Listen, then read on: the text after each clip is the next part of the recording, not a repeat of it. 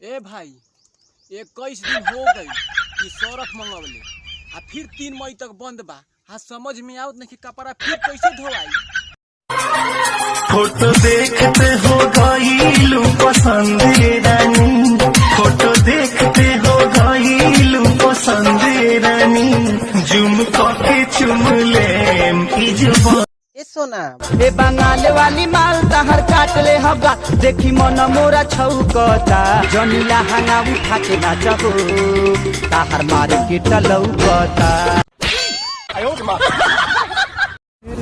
सुनो जी चाय में कितनी चीनी लोगे आप? 1 चम्मच डाल दी हो। हे भगवान इनके शुगर हो जा। ई का हो जे 12 बजे सोती ना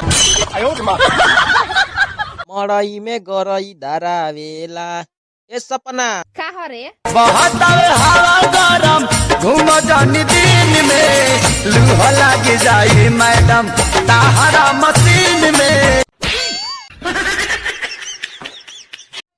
ए भाई हमार मेहरारू कहेले कि ताला में चाबी डाल दो एहो करे जा। हमारा समझे में न आवेला कि केमा कहेले। हेलो भाइयों बहनों, आइए हम सब मिलकर देश को स्वच्छ बनाते हैं। स्वच्छ बनाने के लिए गुटखा छोड़ना पड़ेगा। तब ऐसे ही चलने दीजिए।